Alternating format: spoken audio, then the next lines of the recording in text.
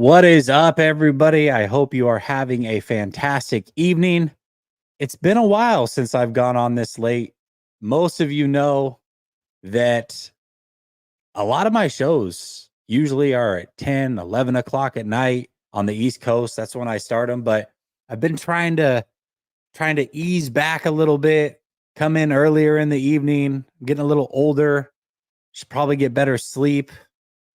But listen, man, sleeping's for the birds. We got a show. We got some things to talk about. And it has to happen today because after today, we get into Wednesday. And Wednesday, we go behind enemy lines and we start looking forward. No more looking back. We're 2 days removed from a San Francisco 49er loss to the Vikings. And we got to get it all out of our system. But after that, after Tuesday, there is no more discussing this, right? We move forward. We talk about how the 49ers are going to beat the Rams because they're going to beat the Rams. That team is extremely injured. And we talk all about it. I think I'm going to do 2 behind enemy lines this week. I've got multiple guys that I love working with on the Ram side. So we'll be probably doing 2 shows. And I may try to do that for all the division games this year if I can make it happen. That being said, there's some narratives we have to squash. And there's 2 narratives mainly that have come out of this game that are just, in my opinion, simply untrue. And I think stats back that up. And I think film backs that up. So we're going to go over those narratives. We're going to shatter those narratives. And then we will put this game behind us. And tomorrow we wake up and move completely forward. That being said, we got an intro to hit and we'll be right back.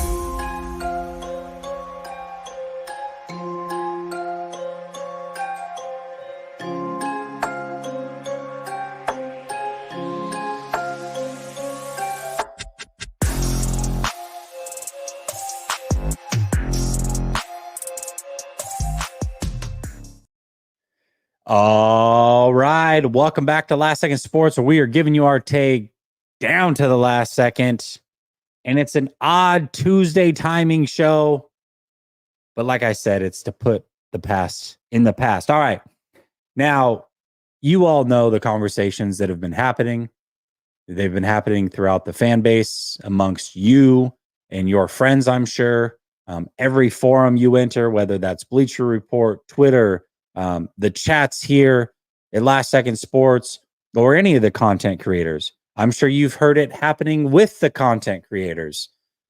And I want to be very clear. This is not a shot at anybody in particular. I haven't been watching other people's shows, so I don't know what their take is on these topics. But I know that these talks are happening because I see it all over my timeline. And so I figure it is time to just dispel the myths. All right. And the only way that you do that, it's easy to come out and say, oh, well, this was this because of this stat, or this was this because, well, the game didn't go the way I expected. And there's only one answer. And it's the offensive line was bad. And Brandon Aiyuk's way overpaid, getting $30 million. We're going to look at it. We're going to look at it together.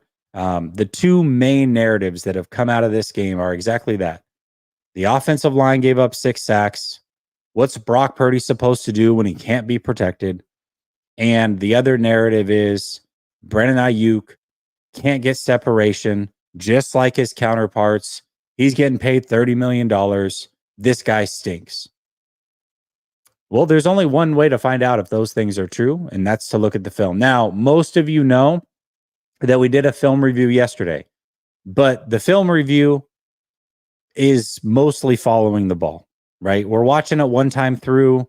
We're just making little tidbits of points here or there. I did talk about the sacks, but I did it as they happen versus having them just displayed one after the other and talking through it. So I'll do that. But first, I want to get into the Brandon Aiyuk situation because everybody's got this thought in their mind, like Brandon Aiyuk is a shell of himself. He's not earning his money. And listen, I'm not saying he can't play better or shouldn't play better. We talked about this. We knew that this was a possibility, by the way. And the 49ers entering a season in which they are expecting to win a Super Bowl, and they're tripling down on those expectations by paying everybody more money. But you wait as long as you did, these things were bound to happen. Trent Williams hasn't looked like Trent Williams. He's still been very good because he's the best left tackle in the game. But there are times where he's looked off. So no, I'm not making the argument that Brandon Aiyuk is not culpable at all and can't play better. That's not what I'm about to say. But what I am saying is he's playing a lot better than what people think. And the stats that you're seeing floated around about separation and all these other things, those are Fugazi stats. They just are, because they're incomplete stats, and I'll explain all of it. So here we go. Let's share this screen here, and let's get me over in the corner so y'all can see it. Okay, so it's interesting because I was going to do this cut up myself, but no point in doing the work when somebody's already done it for you. Shout out to Kyle Posey, by the way, for doing this work. He's got every single Brandon Aiyuk route that was ran. Now, everybody sees the stat. And in fact, let me find that real quick, because that I think is probably important to talk about before we show the film. Because the film's going to show you one thing, and you're going to be like, well, how's that possible? There's a next gen stat that talks about receiver separation. Let's see. Here we go. Let's go into it, because this is what you've seen floating around the league, or floating around your social media, rather. And here you go. Brandon Aiyuk, we got 1, 2, 3, 4, 5. Tied for 5th, basically. Really tied for 3rd, if you look at it. 3rd worst in the league, average yards of separation. Well, that's not good. Obviously, Brandon Aiyuk is a guy who we've said can beat man coverage. He's the only guy. So how is this possible? Well, when you look a little bit deeper, and I know that stats and charts and all these things are easily thrown out there, and we think they are what they are, but the reality of the situation is average yards of separation. What does that say, folks? That says the distance. Here, let me zoom in for y'all, because it's probably very hard to see. There we go. Hopefully you can see that. It says the distance in yards measured between a wide receiver or tight end and the nearest defender at the time of catch or incompletion. Meaning, next gen stats only count the throws that are targeted for Brandon Aiyuk. It's not counting every throw made throughout the game.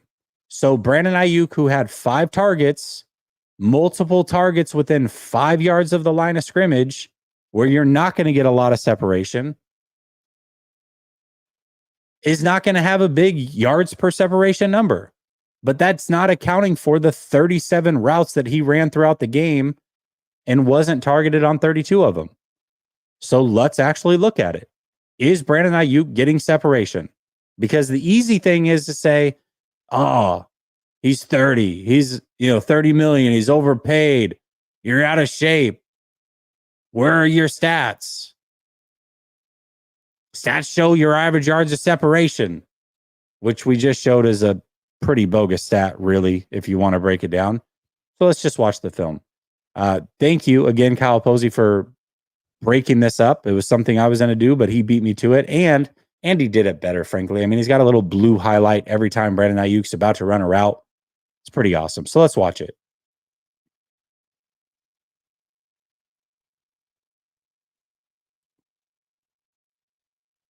I'm not going to slow it down too much. We're just going to watch him all the way through. See if he gets open. I just made a defender fall. That's good.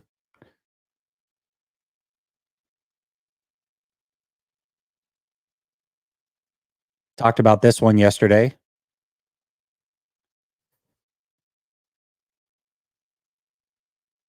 I don't know, man. That looks pretty open to me.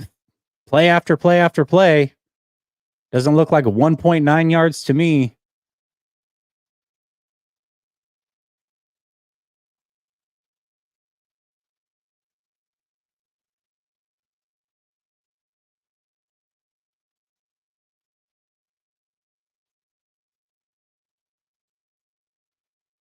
Oh, what do you guys think?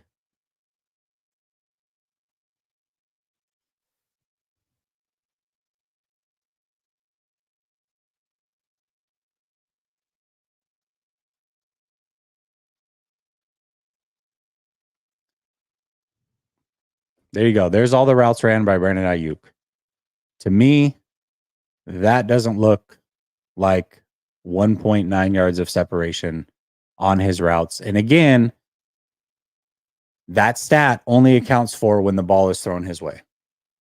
So when you see that stat floated around and you're wondering why Brock Purdy got sacked 6 times and you want to go blame the wide receiver for not getting separation and taking $30 million and laughing to the bank, the truth is there for everybody to watch. Film is not hard to get your hands on. Now, college film, very hard to get your hands on.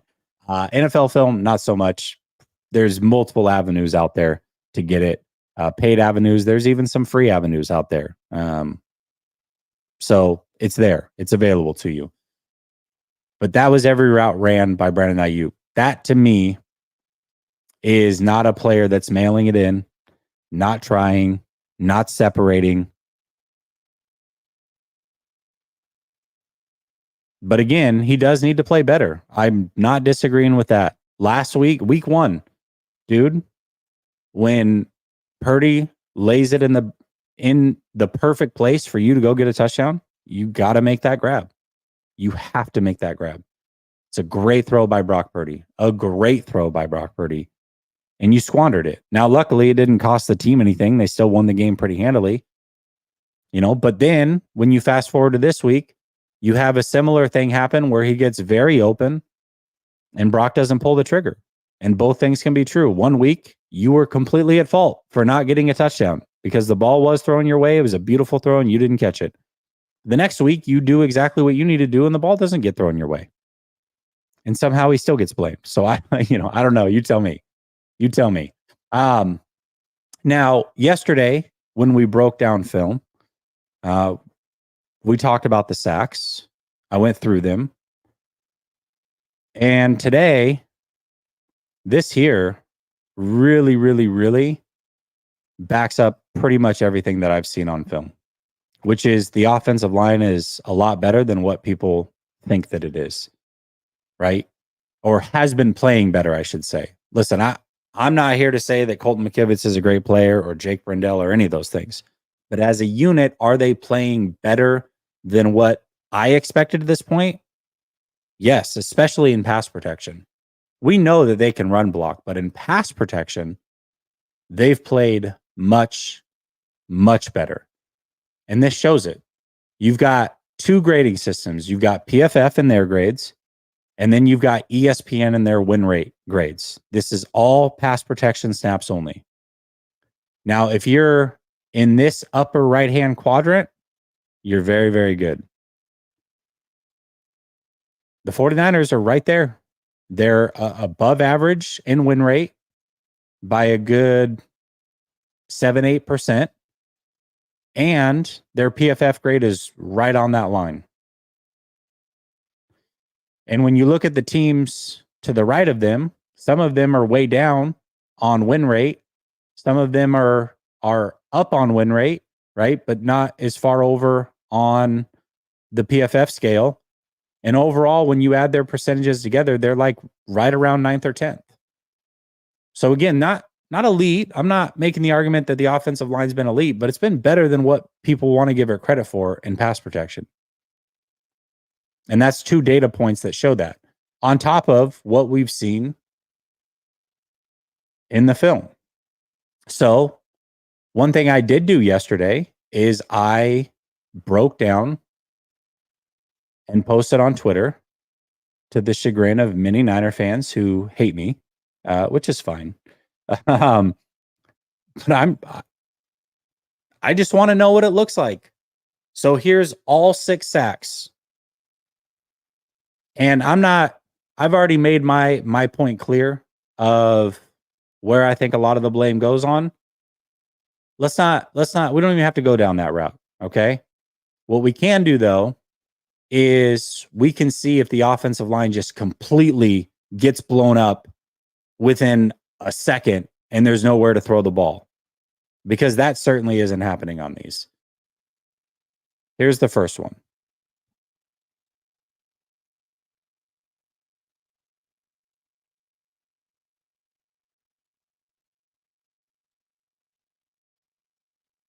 I mean, I think the offensive line holds up pretty well. Let's see when the ball snapped. Ball snapped at 3 seconds. We're at 3 seconds in the pocket. Brock's escaping. I mean, 3 seconds in the NFL is about what you get. And truth be told, he didn't necessarily have to escape there. He still actually had time if he steps up. Now, he chose to escape, which is fine, but he didn't have to necessarily. Now, this is the one where I'll say, yeah, you got some pretty quick pressure. And this is where Brock Purdy is very good, because he's fleet of foot. And this is where he helps out. But once he breaks contain, if he throws the ball away, it doesn't count as a sack. And instead, he tries to dive for the line of scrimmage and falls just short, and it counts as a sack.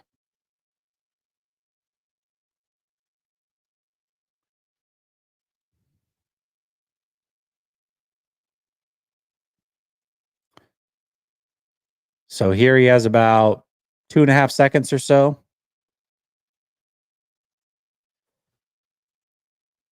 He's got his open receivers here and here, which he does look at both. Doesn't throw the ball.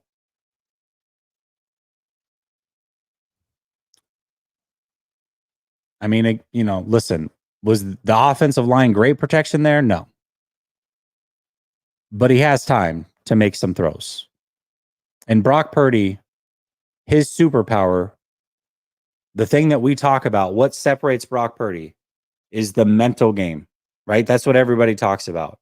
Oh, he reminds me so much of Tom Brady. He's a late round pick and he sees the field so well and he just processes and this and that.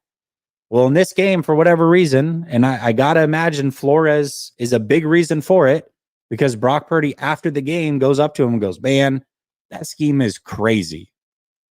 Fantastic job by y'all. He just wasn't comfortable and he wasn't seeing things the way he normally does. You give Brock Purdy 2.5 seconds on a regular basis and an open receiver that he's looking at, 99% of the time, Brock Purdy's hitting that. And that's what makes him a good quarterback. But on this day, for whatever reason, that was not the Brock Purdy that we saw. Here's sack number 3.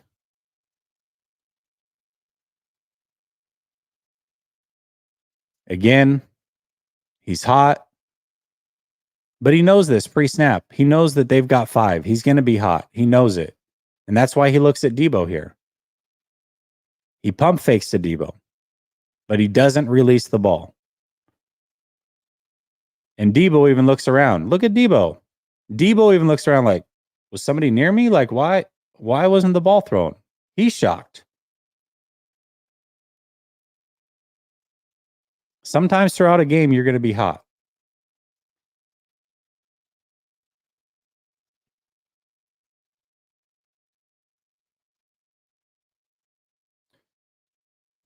Ball snapped at 17. Again, he gets 3 seconds. And then this is the last one where they counted as a sack because it was an empty hand fumble. Nobody's around him. Nobody touches him. And he just fumbles the ball. So my point is, listen, I'm not here to convince you on who's to blame on every single sack. My point is that the offensive line certainly is not to blame for all of those sacks. PFF credited 2 sacks being the offensive line's fault. That's the way that they saw it. I said I've got it at 5.5. depending on how you view the one where he does escape and then he doesn't throw the ball away. If you want to say 3 are on Brock and 3 are on the offensive line, I'll listen to that too. But when you hear 6 sacks, you immediately go, oh my gosh. Well, God, I mean, the offensive line didn't hold up. That's not true. It's just not true in this game. And really, I'm just showing the sacks. 5 of those came in the third quarter. But when you watch the rest of the game, and we did yesterday, if you're curious, you can go watch. He's standing flat-footed in the pocket with plenty of time on most of his throws.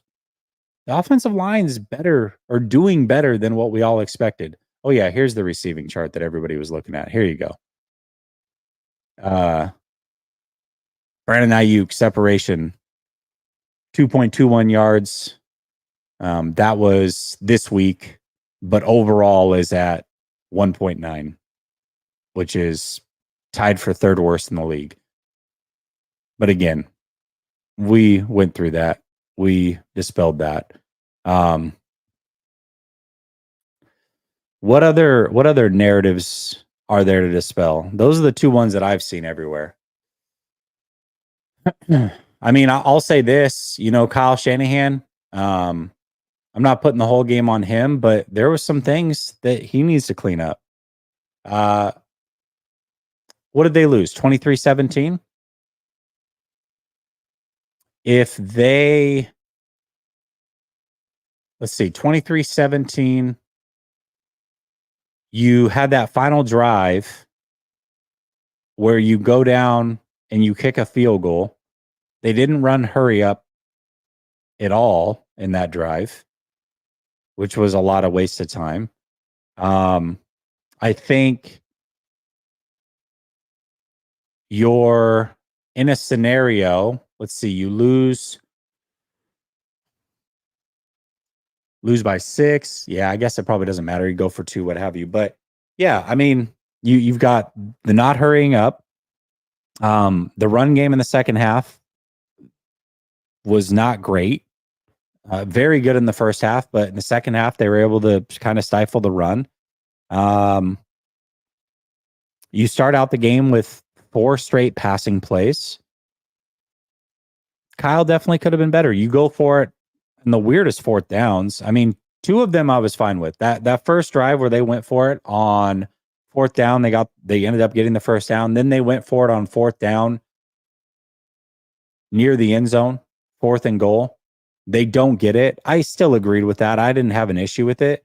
But going forward on 4th down at midfield, and then the play call there was questionable. I felt like you could have gotten Brock Purdy on the edge, allowed him to have the choice of being mobile, give him a high-low read, make it easy. They just kept him in the pocket and then didn't convert. I also think that on that touchdown, where they went for it on 4th down and goal, I feel like I wasn't a fan of the play call. I didn't mind going for it on 4th, but you're on the far hash. You've got Jawan Jennings with an outbreaking route. And there's just so much that can go wrong with an outbreaking route when you're throwing from far hash. That shorter distance. One, the ball got tipped. That obviously was a possibility. But if it's undercut by a corner, they're house calling that thing 99 yards for a touchdown. And you also, because you ran a clear out route with, I think, Debo to get Jawan Jennings open underneath, if Brock Purdy is able to break containment and get into a scramble drill, you're almost eliminating those 2 receivers from being a part of a scramble drill. But if you have in-breaking routes and the ball's intercepted over the middle, first of all, it's getting intercepted and the player is going to kneel on it because there's a bunch of other players around that can tackle them right away.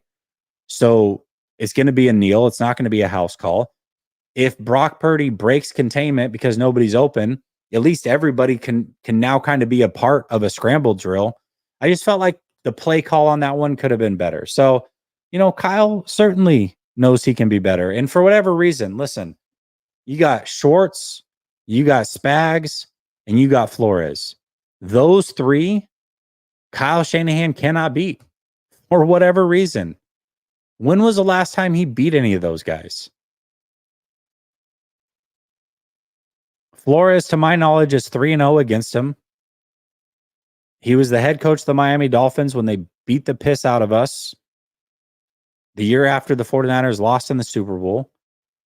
Twice with the Minnesota Vikings as defensive coordinator, back-to-back years, held the 49ers to 17 points. Schwartz, I mean, I don't know that he's undefeated versus the Niners, but I thought the stat was like he's 1-8.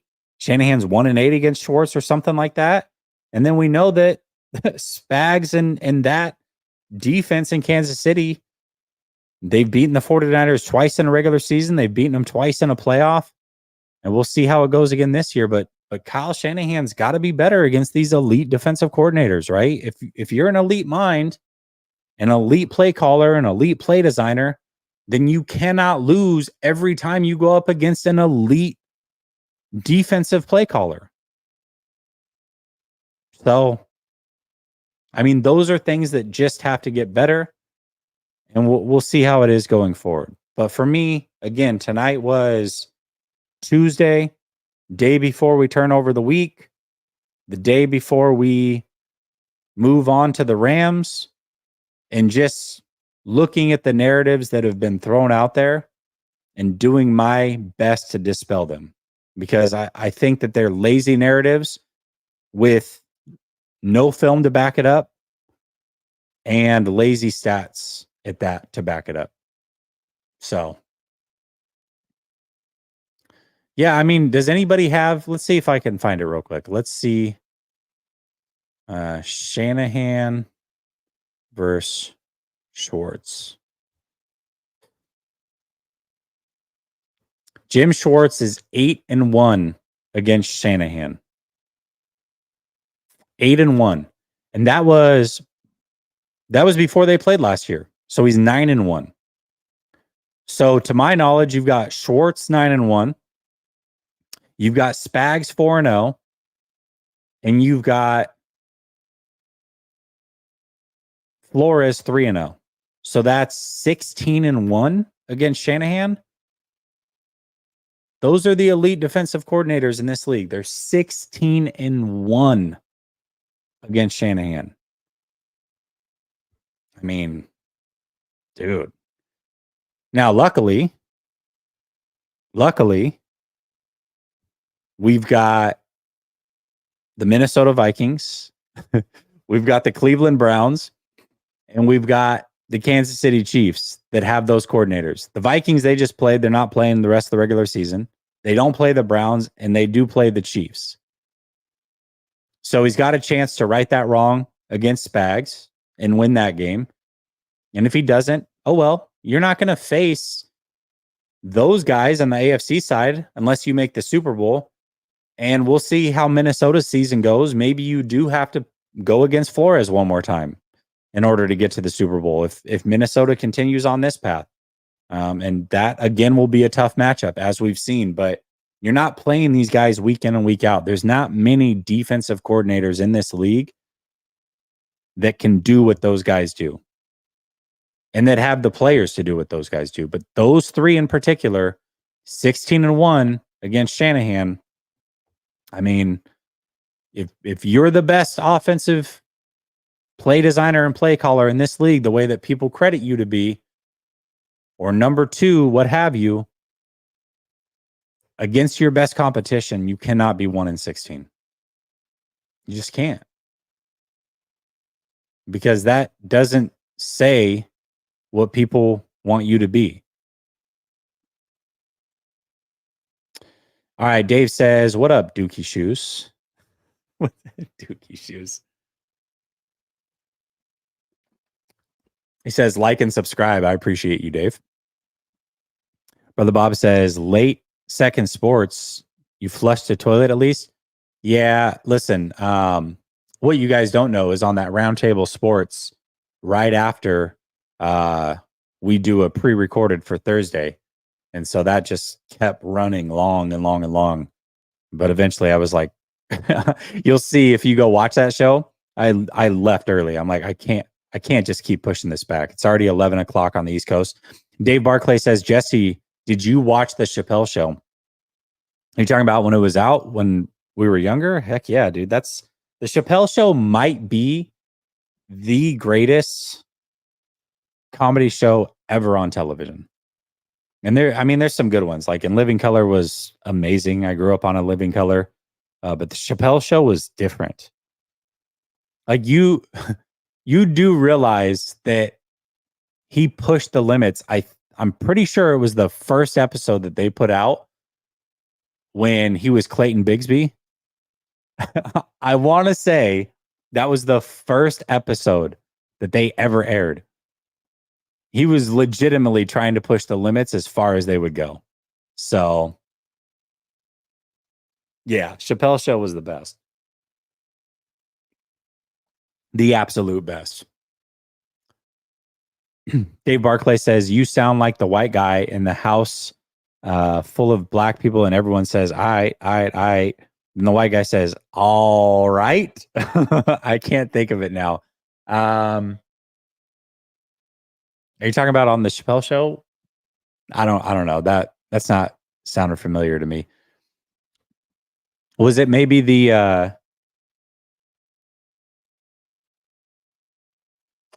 was it the I keep wanting to say Full House. That's not what I mean.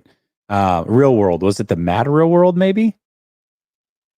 Maybe it was that one. I don't know. Brother Bob says Kyle Levy really has to coach now and target BA to win. Yeah, BA's going to have to be a big part of it. Here's the thing, though. The 49ers have the perfect schedule for this to happen. Let's assume that CMC's out for his 3 more weeks. And then he's able to come back. That's the hope, right? And then let's say Debo's out for 3 weeks.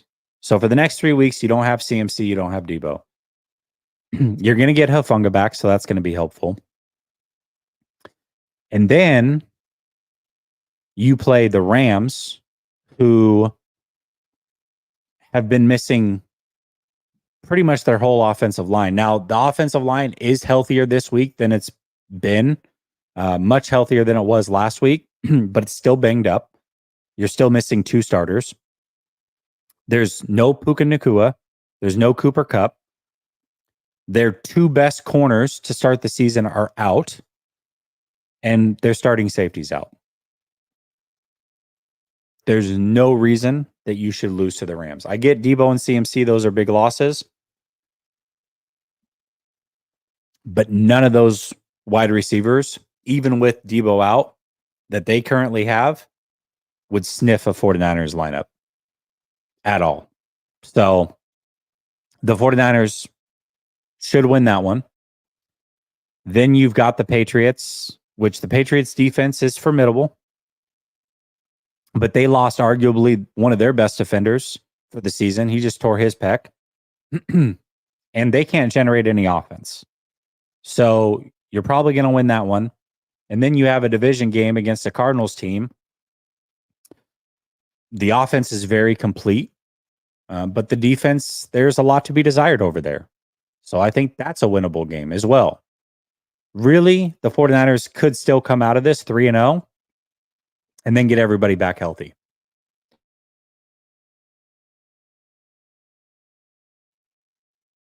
I've been talking too long tonight. 2 shows back to back, and now this one. All right.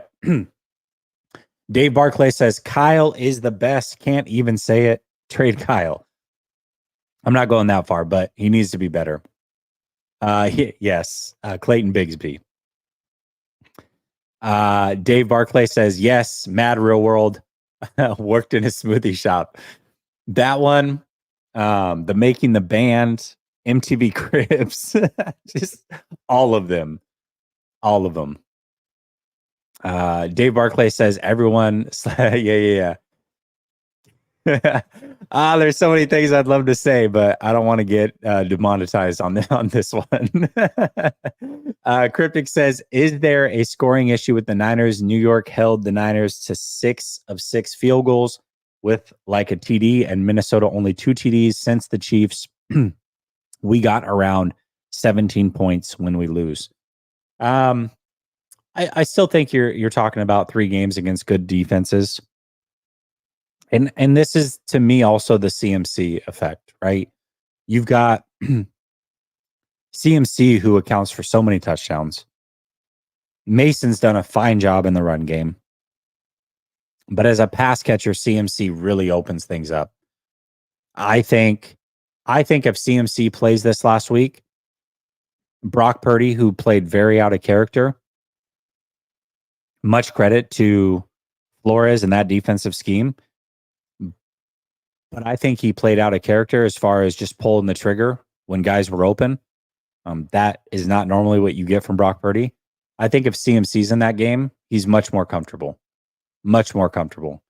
I know that he saw a lot of simulated pressure, and he probably had a very quick clock in his mind because of that.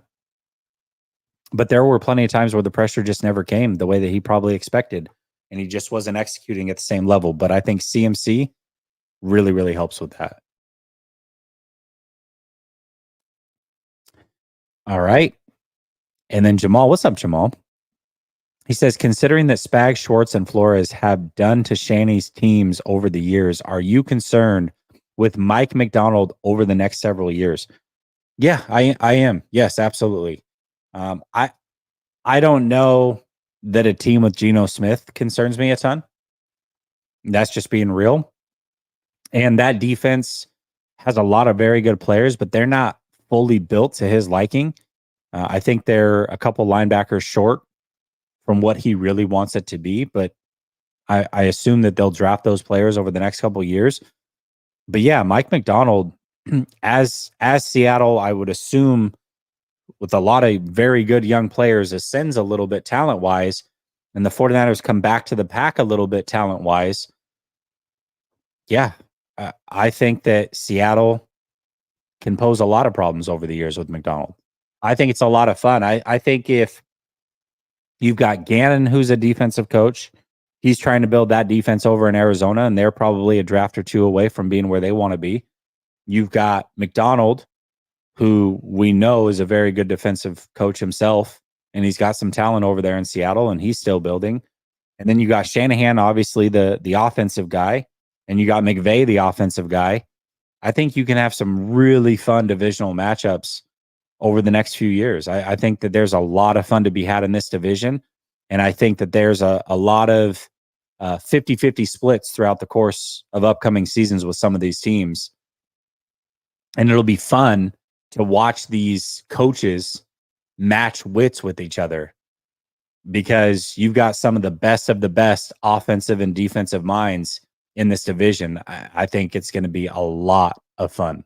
A lot of fun. I appreciate that, Jamal. It's been a while since I've heard from you, bro. I hope the kiddo's good. Hope you recovering from your Achilles injury, your tear. Hope you're doing a lot better. Dazza says, if Brock Purdy can't win with the weapons we had against the Vikings, he's not worth $60 million. Loads of teams would love the weapons we had against the Vikings. Yeah, I think this whole thing is tough, right? Because everything is a bunch of small data points. And none of it's enough to say that this is the way that it is. And that's what makes it hard when you're making a decision on a young quarterback who isn't fully developed yet. I mean, Brock Purdy's not 100% of what the best Brock Purdy's going to be. Not that I believe. I think he's close. He's closer than most. He came into the league closer than most, but there's still improvements that he can make. And so you've got to make a decision prior to seeing fully what a player is. And you've got to make a decision based off of what you've had. Now, you do have some data points where without Trent and without CMC, there's a numbers dip, a pretty massive numbers dip. And there's a wins dip for sure. But even then, you're talking about 5 games.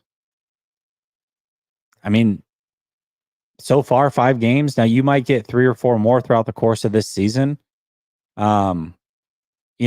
But you're playing a beat up Rams team. You're playing a Cardinals team that has not a great defense at all. I know that we just talked about them being led by a defensive coach. And you're playing a Patriots team that's not a complete team. Now, good defense.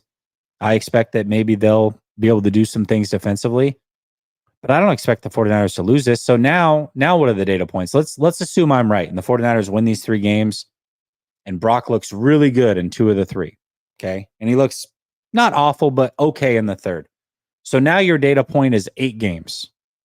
And CMC comes back, Trent makes it through the whole season, and that's the 8 games that you're looking at as a data point of what does he look like when you strip away some of the talent. Well, 4 of the games he didn't look great. 1 of the games he looked meh, or 3 of the games he didn't look great. 2 of the games he looked meh, and 2 of the games he looked awesome. I mean, is that a big enough data point to say what he is or what he isn't? No, it's not. And so then you have to take into account what else you've seen. Well, you've seen when everybody is in the lineup, he's a really good football player and they win a lot of games. And then who are you going to get to replace him? And do you make him play 1 more year on that cheap option before you pay him? Is that really the route you want to go? It might be the right route, but I don't see the 49ers organization trying to do that to him. So it's just hard. I mean, you're making a decision. I don't think, and this isn't even a Brock Purdy thing. I mean, if every quarterback across the league was about to make $60 million, how many quarterbacks would actually be worth $60 million? Like truly be worth $60 million? I mean, I say there's maybe 6 elite quarterbacks in the league, and I don't even know that all of them are truly worth $60 million. I mean, what's the answer?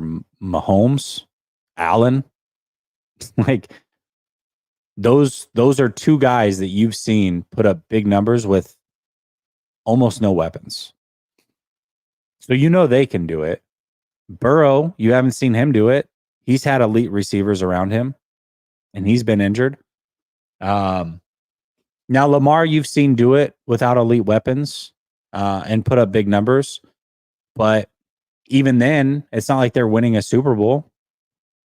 Allen is putting up great numbers through 2 games without a supporting cast worth a damn. None of those guys are starting on the 49ers. We're just keeping it a buck. If the 49ers are healthy, not one of those receivers, none of those running backs are starting on the 49ers. But even the Bills haven't won a Super Bowl. I mean, really, your answer right now is just Patrick Mahomes. If you're talking about winning a Super Bowl and playing at an elite level with virtually no weapons around you, Patrick Mahomes. That's your answer. So it's hard for me to justify paying any quarterback really $60 million, but especially one that's not in the same stratosphere as some of those elite guys.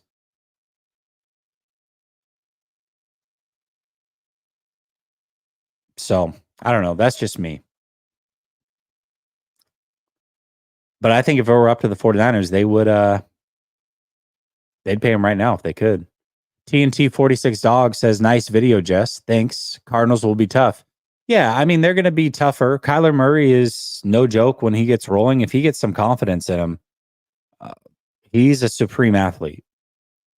And there's not anything he can't do with a football. And then they run the ball very well. They run the ball very, very well. But their defense is pretty weak. And they can't generate a pass rush. And I'll tell you right now, if you let Brock Purdy camp in the pocket, it's going to be a long day for your defense. It just is. So that's why I think the Cardinals it's a very winnable game.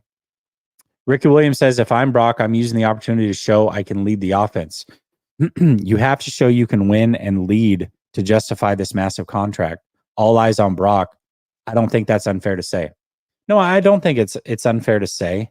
But again, I just laid out the potential scenario of he looks really good in 2 of these 3 games. He looks okay in 1. You've got that data point with the other 3 or 4 games without Trent / CMC that aren't that great or what have you. I mean, which one is true? You know what I mean? All Brock can do is just be Brock, man. Whatever that is. Play within yourself. Do the things that make you a good quarterback in this league. Stay mobile. Make your reads. Trust your eyes. And let the chips fall where they may. Brock Purdy, no matter what, is going to be a starting quarterback in this league. And he's going to get paid a hell of a lot more money than what he's getting now, which is criminal, really. And that, for the person, I'm happy for. I just don't like $60 million for any quarterback, really. And you look at the guys that got paid this offseason. Tua. I mean, we can debate Tua all day long. I don't think Tua is a good quarterback. But statistically, Tua is elite. I mean, real talk. If you look at Tua statistically, he's elite. All the same numbers that Brock Purdy just led in this last year, the yards per attempt, the passer rating, all the stats. 2 years ago, Tua led in those same numbers. Led the whole NFL. And then this year, you look at Brock Purdy. So far, he's leading the league in yards passing. Well, Tua followed up the year that Brock just had 2 years ago and led the league in passing last year. So by all statistical measures, Tua is an elite quarterback in this league. Now, I think anybody that watches Tua should beg to differ. That man is far from elite, but he got paid like he's elite. And now he's concussed. In my opinion, should never play football again, but he's probably going to play. And even before he was concussed, yet again against a good team, he went out and laid an absolute stinker against the Buffalo Bills. Now let's look at Jordan Love, who is way, way more talented than Tua. He got paid this offseason. Now he's been in the league for a while, but you got a small sample size. Maybe it'll pan out, but he's already hurt. And in the first game of the season, didn't look too great. So is he worth the big money contract? Early returns, I would say no. Then you got Trevor Lawrence, also got paid this offseason. Again, from a talent perspective, way more talented than Tua. But from a production standpoint, he hasn't been great. He's not leading a team the way that you would expect for a guy getting paid that much. And he was a can't-miss prospect coming out of college. So, I don't know. I mean, in my rankings, I would have Brock Purdy ahead of all of them. I did this offseason, but I don't think the difference is so astronomical that he's all of a sudden going to be worth $60 million. Dak just got a massive contract. Dak was Brock Purdy before Brock Purdy. Rookie year, comes in for Tony Romo, never looks back, super efficient. Now he had the 1 year where he had a lot of turnovers and everybody said he's a turnover machine, but really you look at Dak's career, he's been very efficient. He's put up big numbers. He was just in an MVP conversation. He's not worth that money either. Dallas isn't winning a Super Bowl with Dak Prescott making that kind of money. So you look at all the quarterbacks that just got paid this offseason. They're not worth it. And I bet you most fans in those fan bases were like, you got to pay him. What else are you going to do? What are the other options? If not Love, Dak, Lawrence, and Tua, what are we going to do? We got to pay him. We don't have a choice. Okay. Well, now you're not going to win a Super Bowl. So how about that? Oh, shoot. Did I read that? My bad. I don't know if I even read that. Let me go back. That's my fault. My fault. Getting ahead of myself here. Oh, yeah, I did read that. Okay. All right, cool. Jamal says, let's just chill with Brock and eventually draft Mahomes like Dylan Raiola. Yeah, man. There's some interesting college quarterbacks for sure. He's funny though, isn't he? He's totally he's, he's like if he ends up being really good, is that like the equivalent of what Kobe was to Jordan?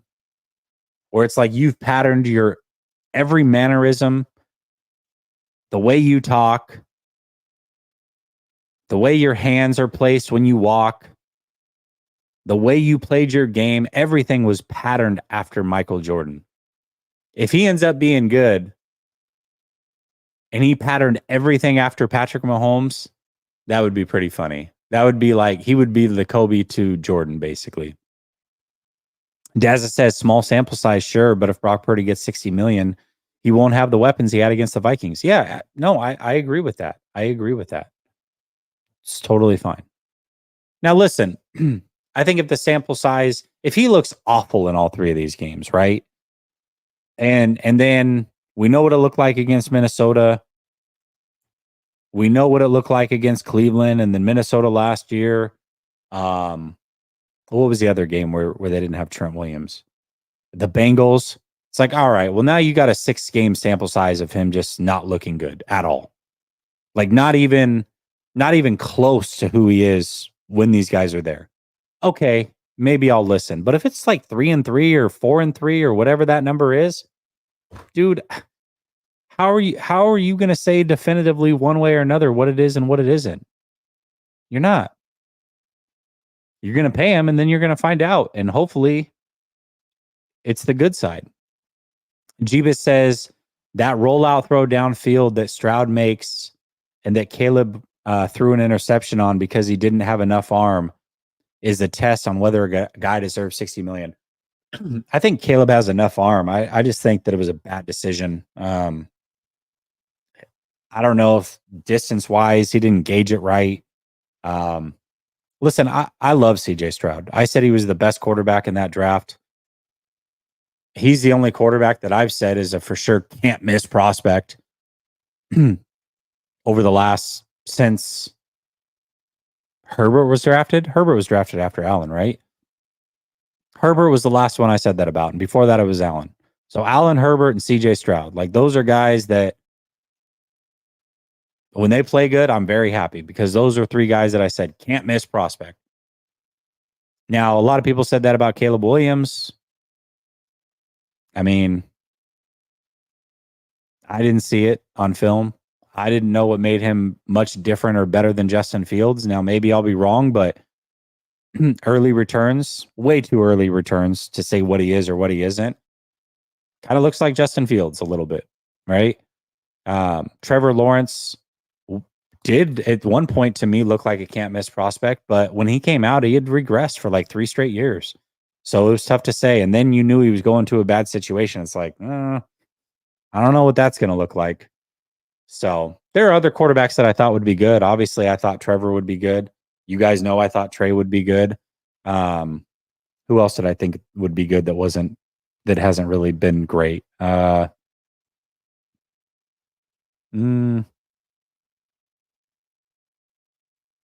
thought Anthony Richardson could be pretty good. So far, he's very erratic. But as far as like guys that are can't miss prospects, CJ Stroud was one of them. One of the 3 that I've said in the last 6-7 years. And I love CJ Stroud. And I think he's showing to be everything I thought he was. $60 million in today's climate is a lot of money. And I think he's on his way to being elite. Trust me. But 60 million is a lot of money. And by the time he gets paid, it'll be like 75 million. So, there is that. Dave Barclay says Stroud is the guy, mobile arm while mobile. Yeah. And the best thing about CJ Stroud is everything you love about Brock Purdy, winning with his mind, seeing the field.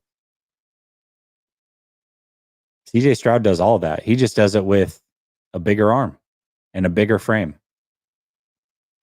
So what's not to love about CJ? Jamal comes back. What's up, Jamal? He says, Trent Williams, are we sure Kyle won't just trade for a starting left tackle when Trent retires? We went from Staley to Trent trade, Trent retirement to a new left tackle trade possible. Yeah, for sure. I mean, if you can go get a guy, but I mean, how many guys are Trent Williams in this league? I mean, there's not many great left tackles that teams are probably willing to trade, right? Trent Williams' situation was so unique. And remember, he had cancer, sat out for basically a season, had it up to here with the front office, didn't play, threatened retirement, and probably would have. And they just were like, listen, we can either let him retire and be jerks about this, or we can let him resume his career and get something for him. I mean, what they traded for Trent was peanuts.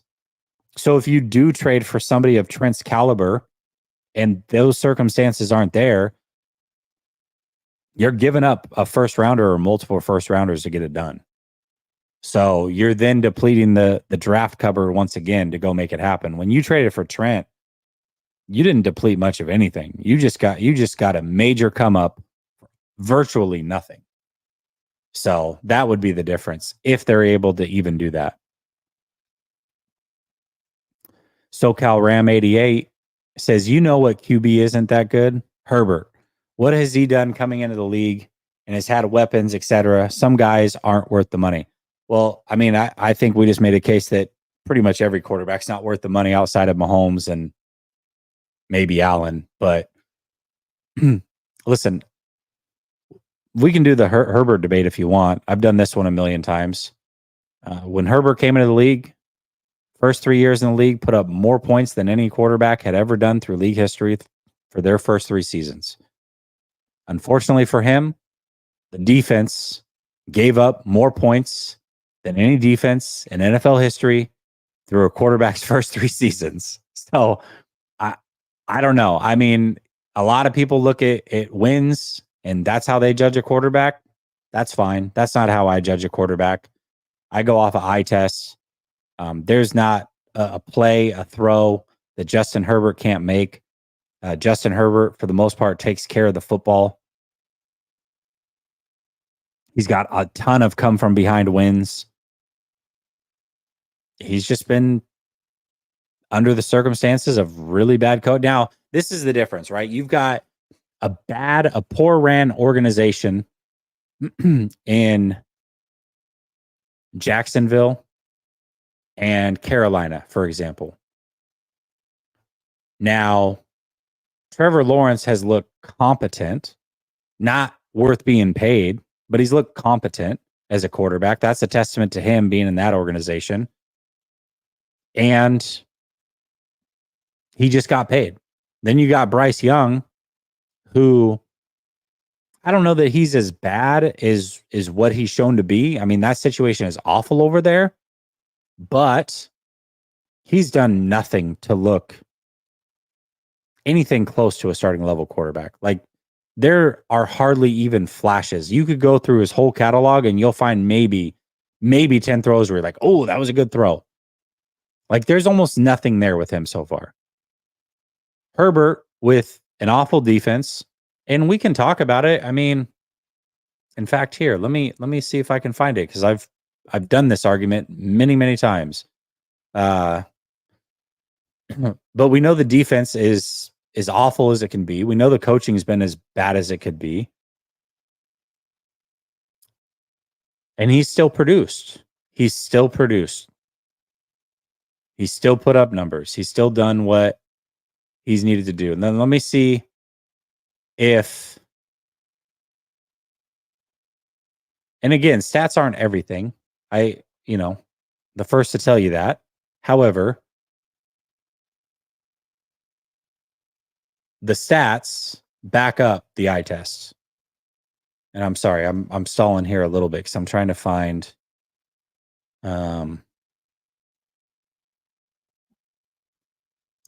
let's see. William.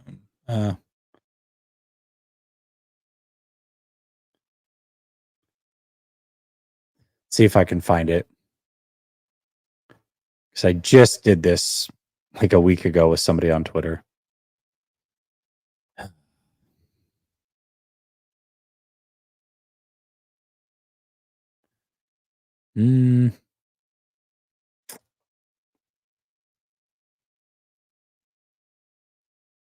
Come on.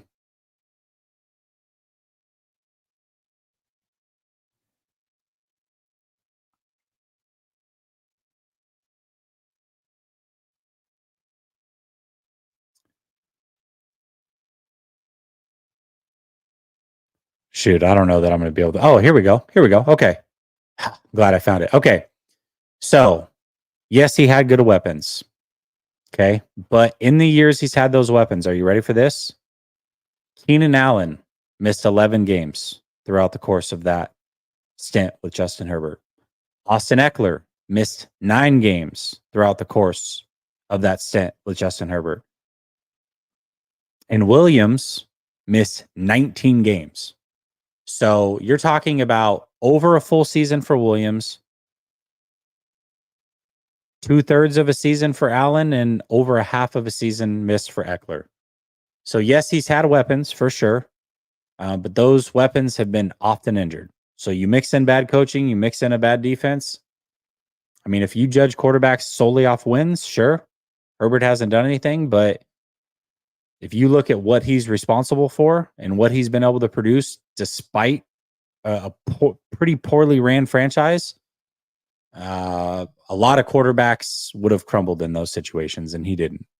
And he's put up some damn good numbers doing it. So I don't know. And again, it's not a play that Herbert can't make on the field with his arm. There just isn't. So, and I think that when you hear Peyton Manning talk about his top 5 quarterbacks, I think he had Herbert in there. I don't remember if Tom Brady did. I don't know that Tom Brady did. I think he put Aaron Rodgers in there out of respect for Aaron Rodgers, but I think most of these elite quarterbacks, when they talk about their top 5 quarterbacks, would have Herbert either in there or right there. Brandon Green says discontinue the cowing punt return experiment. Yeah, I don't know. I don't know about all that. I mean, he did have the muff or whatever, but he's explosive. He's very, very explosive. I would hate for them to go like, oh, Jacob Cowing, a rookie. You had a bad punt return, you bobbled the ball. Let's go to Trent Taylor, who has no explosion. Why would you do that? Explain yourself. How's he overrated? What's overrated about Josh Allen?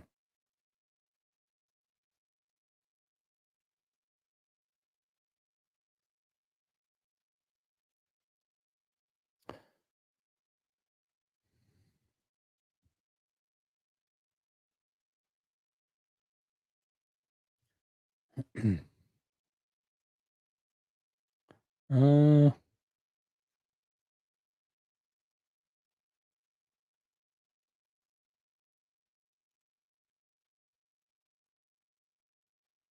oops. Let's see if I can find something here.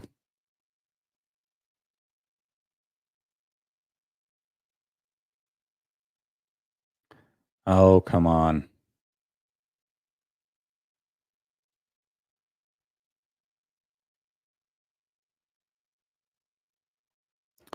Uh,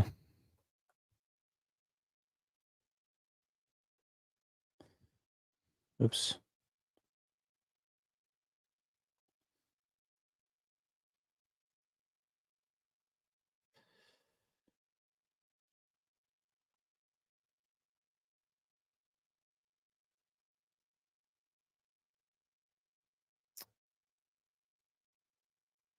Trying to find something on Twitter because again, these are arguments are debates I get in on a regular basis.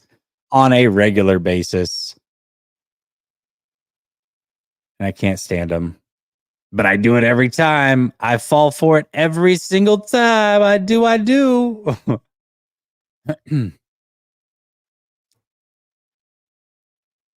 I love to debate. That I do enjoy.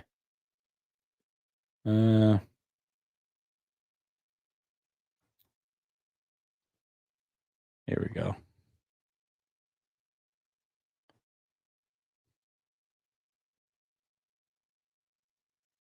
Gosh, man, quarterback conversation is plenty on Twitter, isn't it? My goodness. Here too. Here too. I mean, it's insane.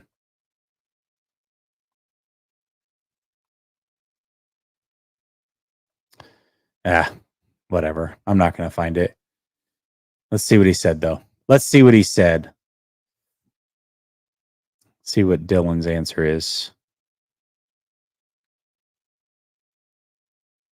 All right. Well, he doesn't have one, so there's nothing to debate. You can't even tell me why he's overrated. Tyler says, "Am I the only one who wasn't mad with Brock this game? Had some of the best tight window throws of his career. Just has to trust his eyes." I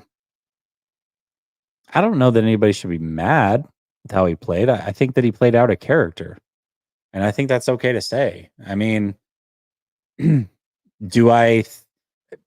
Okay, this is why statistics can't be the end all be all when you talk quarterback play or any player.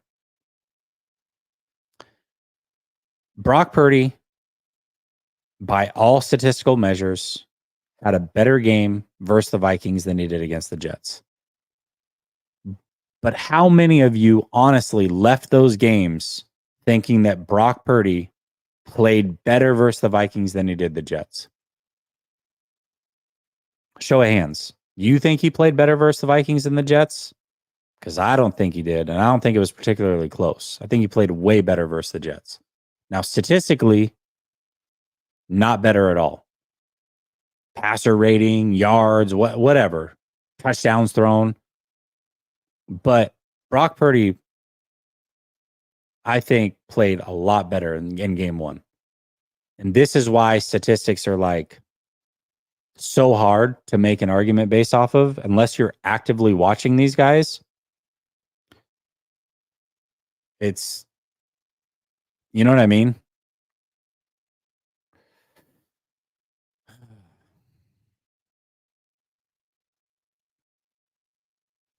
Josh Allen is inaccurate. Okay. Is he though? Is Josh Allen inaccurate?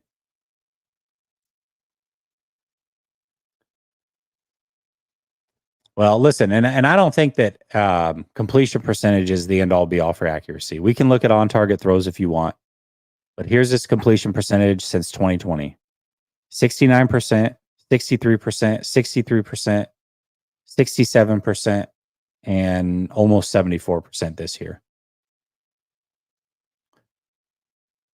Okay, let's talk about the turnovers. Oh, he leads the league in turnovers every year. Well, he also has more touchdowns that he's accounted for over the last 4 years than any other player in the NFL.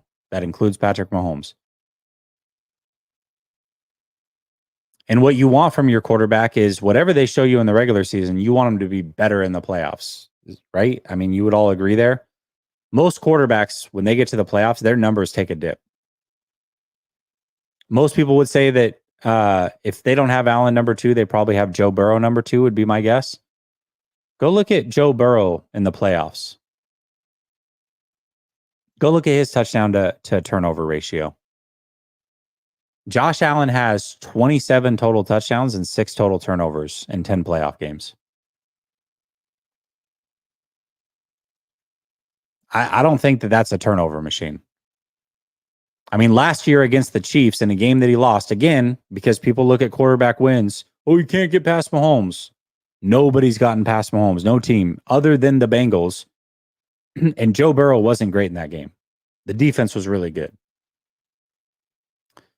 But when you look at what Josh Allen did against the Kansas City Chiefs, he accounted for 3 touchdowns and no turnovers. He threw a ball 65 yards downfield to Diggs and 60 yards downfield to another receiver. Both were in the receiver's hands and were dropped. What more did you want him to do? What about in the overtime game where they lost to Patrick Mahomes? And he scores a They got to have a touchdown. They got to have a touchdown to win the game. They're down 4. And he throws the game-winning touchdown with 13 seconds left. And then his defense gives up a field goal somehow in 13 seconds. And then it's the old overtime rules. So the Kansas City Chiefs take the ball in overtime. Josh Allen never touches the ball. What was he supposed to do? Do you want him to go out and play middle linebacker and stop Patrick Mahomes? Is that what you expect from him?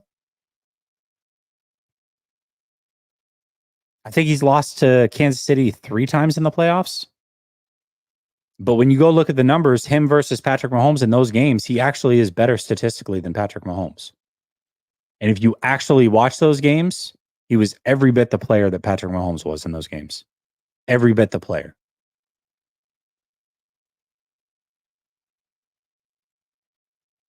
So we can talk about turnovers, but then we're going to talk about touchdowns. And then we're going to talk about when it matters most, which is the playoffs. And he's anything but a turnover machine. In fact, he's a touchdown machine. Period. Period.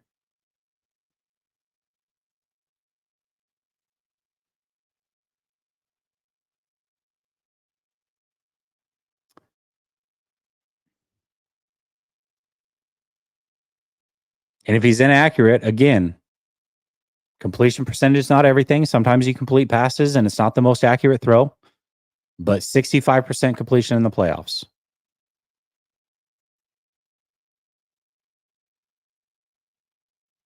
I don't know, man. I think every GM in the league, if we're just keeping it a buck, every GM in the league, if every quarterback, every player went into the draft right now and it was every franchise was starting new and money was the same across the board, Josh Allen at worst is the 3rd player taken. At the very worst. And he's probably number 2. And you know how you know that? Because every year there's 3 publications that poll GMs, coaches, and talent personnel throughout the league. And every single one of those have him either 2 or 3 on their list.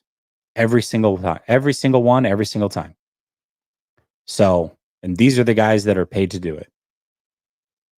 So we can say what we want about turnovers and all those other things, but when it matters most, he's not turning the ball over. And when they lose to the Chiefs, I don't know what more you could have expected. Because he's doing everything he can do. He's just, unfortunately, has to be in the AFC going against Patrick Mahomes every single year. And nobody over there is making it past Patrick Mahomes on a regular basis. So circumstantially, yeah, he hasn't won a Super Bowl. But to say he's overrated, all right, man. You tell me the quarterbacks you're taking over him. I would love to know that list.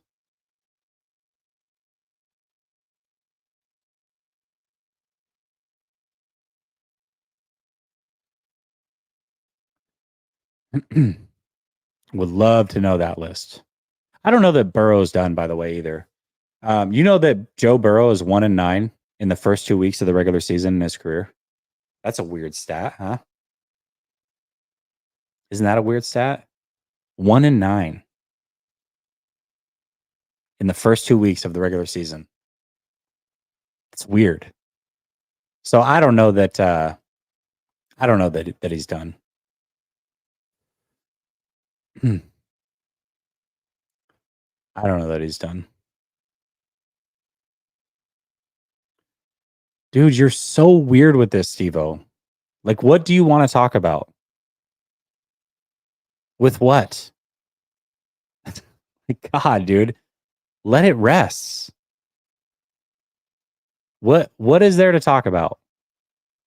You think because I'm friends with someone that I immediately think that everything they do is right or everything that they say I agree with? What are you talking about, dude? You've done this like on Twitter. You've done it here. It's weird, bro. Let it rest. Dazza says, why did we give all that money to Hargrave? That's a good question. He's had one double-digit sack season, and that was the year that the Eagles defense went nuts. Seems like other free agents that are not that were more worthy of their money. Yeah, man, some of those contracts are looking kind of shoddy. Kind of shoddy. Who are the 5 best rappers of all time? The best part of this skit, the best part of this skit is he goes, think about it. like if you were to actually think about it, you'd go, oh yeah, no, he's got a point. Like, great point. When I actually sit down and think about it, the 5 best rappers of all time are Dylon, and Dylon. Who are the 5 best rappers of all time? Think about it. Dylon, and Dylon. Because I spit hot fire. Dave Barclay says, did you pass my super? No. I just found it, I think. I just found it. That was the one, right?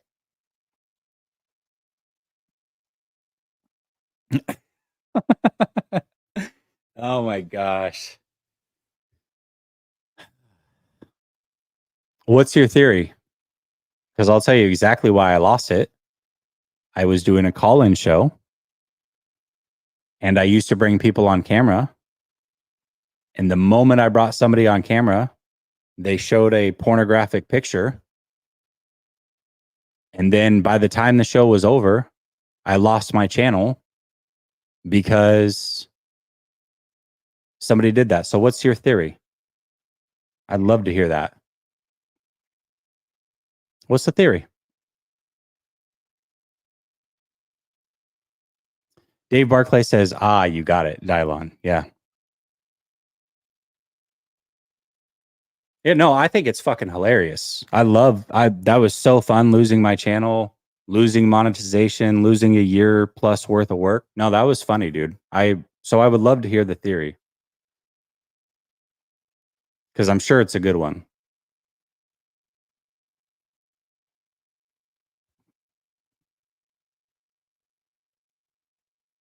Because nothing says knee slapper like that to me.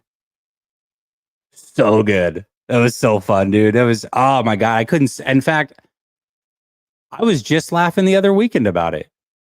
That's how funny it was. So what's the theory? I'd love to hear it. Cryptic says, Jesse, I know it's early, but what's your playoff picture now? Saints making it? Are the Rams going to be 0-3 and still making it, or is it Seahawks time?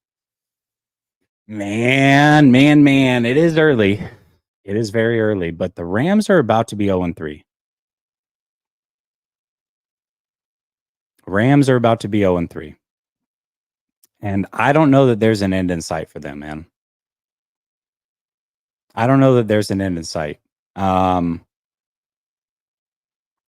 They've got a ton of injuries.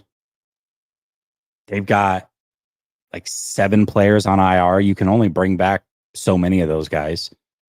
They're even saying that when IR ends for Puka Nacua, he may need more time. I think the Rams are cooked, man. If they lose this weekend, and by all accounts they will, then at this point, dude, they're out of it. The Saints starting 2-0. The offense looks really, really good. It is early on some of these teams, man. It really is early on some of these teams because you just don't know like how good these teams are. Like the Lions are 101. The 49ers are 101. I would take them over the Vikings to make a deep playoff run, over the Saints, over the Bucks. But that's now. I mean, I don't know what the season's going to shape up like, but it is interesting. It is interesting. Green Bay found a way to win without Jordan Love. I think they'll probably still be there. And the Seahawks have a really easy schedule to start at the very least. The Seahawks are 2-0, and they're likely going to be 4-1 when they go to play the 49ers. Now, if they beat the 49ers, Again, Thursday night football in Seattle. I mean, they're going to be threats to win the division. Now, if the 49ers beat them, and they should have everybody else back, then they're right in the driver's seat again too. But I think the Rams are the one team that we can pretty much say that, assuming they lose this week, they're done. What's up, Croc? Haven't seen you in a while, bro. How you been? He says, are the Cardinals making it? I don't think so, Croc. I don't think so. Listen, Kyler Murray, when Kyler's on, Kyler is a top 7 talent in this league, quarterback wise, maybe even higher from a pure talent standpoint. Now, he's not a top 7 quarterback by any means, but when he's going, man, he's going. That offense is complete. That offense can run the football. Marvin Harrison's looks pretty damn good. They've got a good tight end, 2 good running backs. The offensive line's been decent, even without their best offensive lineman, who should be back in a few weeks. Kyler Murray's playing really good football, and they've got a scheme that is probably best suited for that offense to look good. But defensively, I know that Gannon's the head coach, and he's a defensive guy. I understand that. But that defense has so many missing pieces. I don't know how they're going to generate pass rush week in and week out. Like, I look at them, for example, against the Lions. If their defense was better, I might pick them to beat the Lions, because Jared Goff's not playing good football.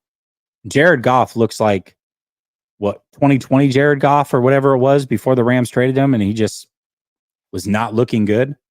Yeah, Jared Goff's not looking good, but the way you make Jared Goff not look good is 2 ways. 1, you put him outside, and 2, you generate a pass rush. Well, you've got a team in the Cardinals that don't generate a pass rush. Now, they did last week, but they were going against a Rams team that had four backup offensive linemen and a 3rd string left tackle. And their only starter at offensive line is their right guard, and he was hurt. He was playing hurt because they just didn't have anybody else. So, yeah, they were able to get pressure there, but now you're going up against the Lions offensive line, which might be the best offensive line in football. And you're going to generate pass rush. So most likely they're not going to generate pass rush, and they're not playing outdoors. So I don't think that bodes well for him. I think Goff's probably going to play okay in those circumstances. Now, what I'm interested in is, why are the Lions not running the football? If they're going to come out and throw the ball all over the yard 50 times, then Jared Goff might lose them the game. But if they remember that they have one of the best 2-headed monsters in football running the ball, and they actually commit to it and get this thing going, I don't see how they lose to the Cardinals. So now the Cardinals are 1-2. I think the Cardinals are going to be in a lot of close games this year. I still think they're probably a 6, maybe at best an 8-win team. But teams, you know how this works, Croc. When teams are in a lot of close games the year prior, you usually start to look at those teams as potential playoff teams the next year. It happens all the time. A team that wasn't good, doesn't have a good record, but they're in a bunch of close games, especially towards the tail end of the season. Maybe they win a game they weren't supposed to, and the next year they're in the playoffs. 2 years ago, that was the Detroit Lions. So if the Arizona Cardinals can be that team this year, I don't think they make the playoffs this year, but you give them another good draft haul, and they hit on a couple players, bring in a couple free agents on defense, man, Cardinals are coming up quick. They're coming up quick. This division's getting really, really interesting. Really interesting.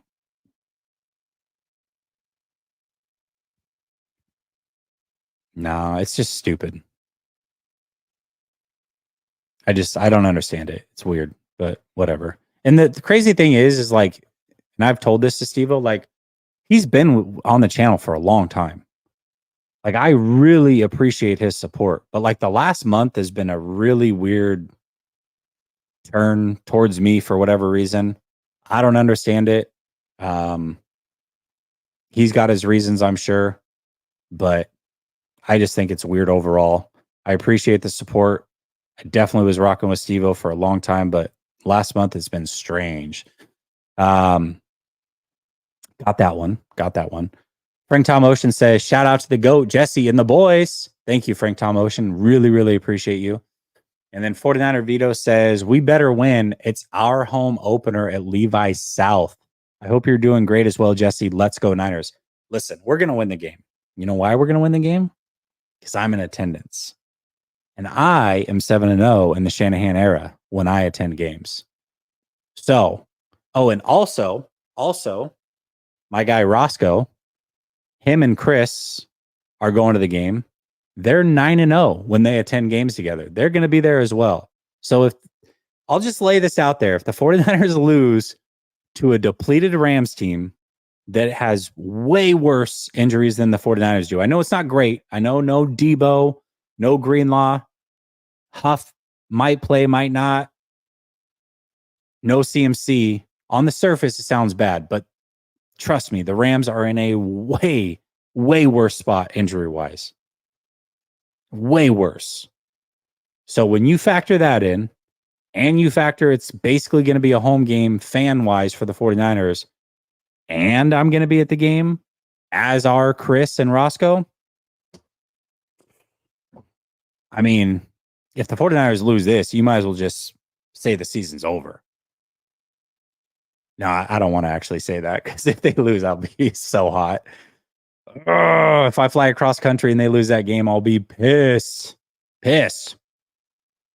Yafi. Oh, this is a really, really, really good point. And I pointed this out yesterday. He says, Jesse, what's up with Brock locking his legs in the pocket on certain throws and standing like a statue? I don't know. I pointed this out when we did the film review yesterday. He was just standing there, stationary. Normally, Brock hits that back foot and he's firing. He knows exactly what he wants to do with the football. And if he doesn't, he's hitching up and he's going through his progressions. Now, there were times where he did those things. I'm not saying it was all game long, but there were times, including a couple of those sacks, where he hit the back of that drop and just stood flat-footed, stared at a receiver, pump faked, and stood there. It was so strange, man. So strange. Not ideal. That's not where Brock's best. Brock is best when he's going through his reads, going through his progressions, having the threat of his mobility, using his quickness. That's when Brock's at his best. So I really hope that it was just, he was kind of flummoxed by that defense. And by all measures, it sounds like he was. And not only him, Kyle Shanahan was at times as well. But what he said to Flores after the game pretty much tells you, like, hey,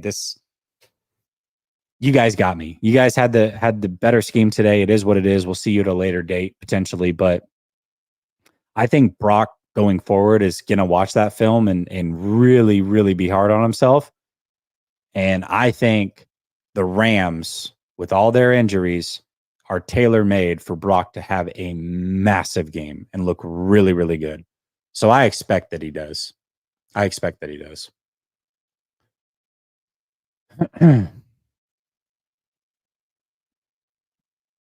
Dave Barclay says, do we need to pay for you to go for better?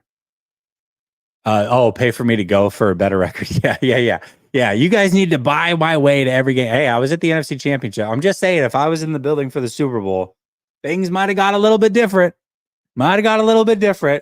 So if they make the Super Bowl this year and I go to the NFC Championship and they win, you might want to open a GoFundMe to get me there. I'm just throwing it out there.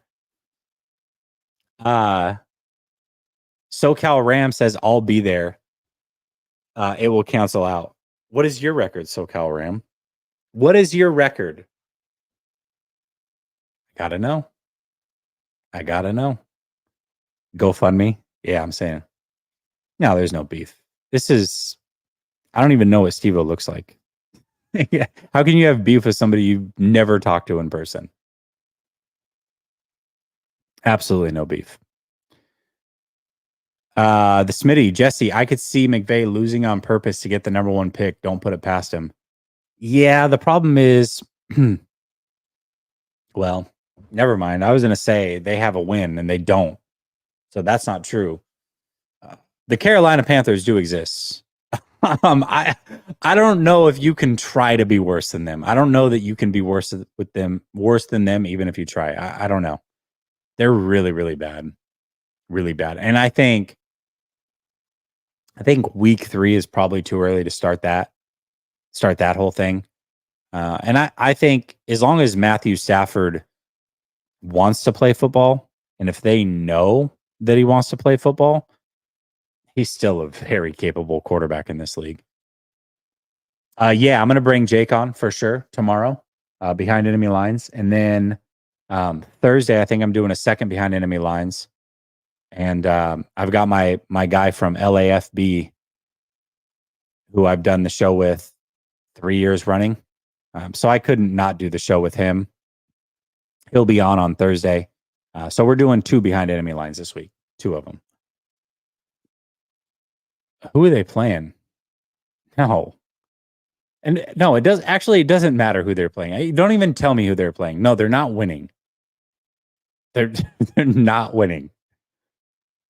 If they do win though, how bad does that look? I feel bad for Bryce, man. I feel really, really bad for Bryce. Gabriel says, Jesse, the Cardinals had a lead in 14 of 17 games last year. Don't overlook just because they don't have household names on defense.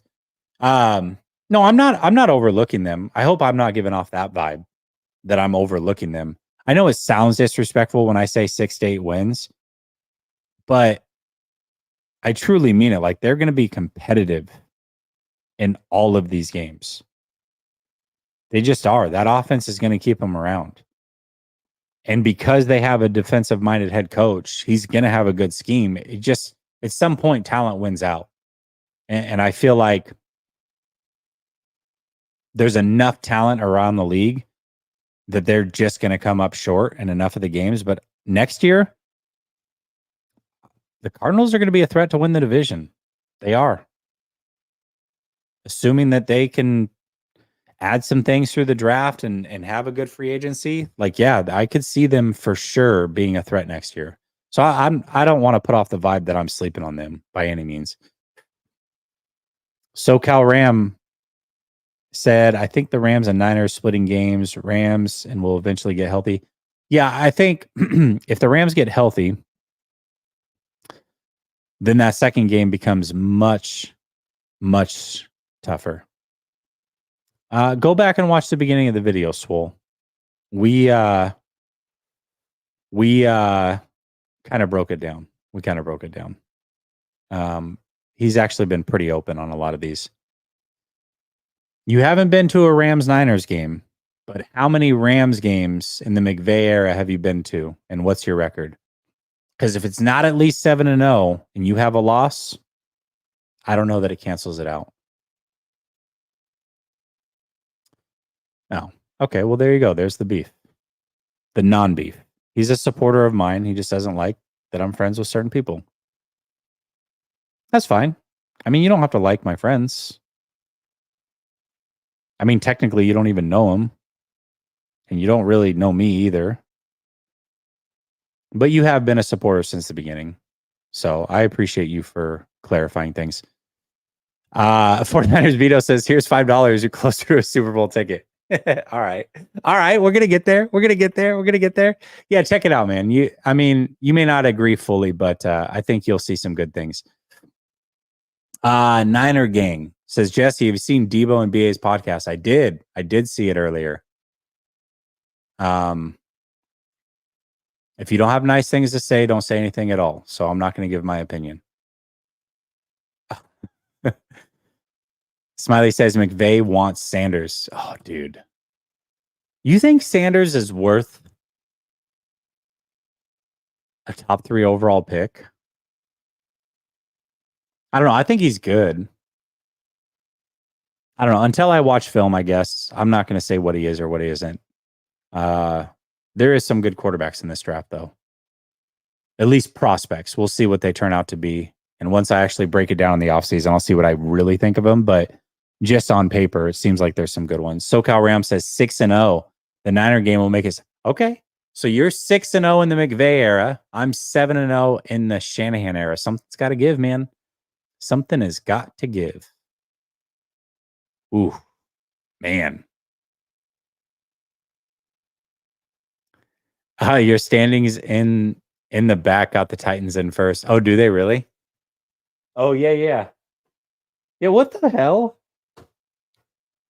What kind of backwards thinking is that? That's funny. Look at that. The Chiefs suck, though. They're 2-0, and you can't even be leading your division. Wow, losers. Chiefs suck. Their run's over. Stick a fork in them. Chiefs are done for. The Chargers got that division on lock. Stop the count. They're going to win the division. The Chargers won the division. I don't care what you said. That's an awful division right there. All right, y'all. Listen, I thought I was going to be on for like 20 minutes. And I also thought I was going to be on for like, I don't know, at 10:30 at night. And then my other stuff ran longer. I don't know how we just made it for an hour and 40 minutes, but I love rapping with you guys. It's been great. I'll be back tomorrow behind enemy lines. 8 p.m. Eastern, I believe, is when we're doing it. I'll have Jake Ellenbogen on, who, if you're familiar with Jake, is super, super smart. One of the best guys in the community as well. He's so supportive, man. That guy is just such a good person. Love Jake. Very tapped in, by the way, with the Rams organization. He's the one that let me know about the Donald retirement a week before it happened. He let me know that Witherspoon was signing a day before it happened. So he's very, very tapped in for real with that organization. If anybody has a pulse on that organization, it's Jake. Jake is tapped in for sure. So definitely check him out. He's a really good guy. We'll be on tomorrow behind enemy lines. And until then, much love, y'all. Have a blessed night.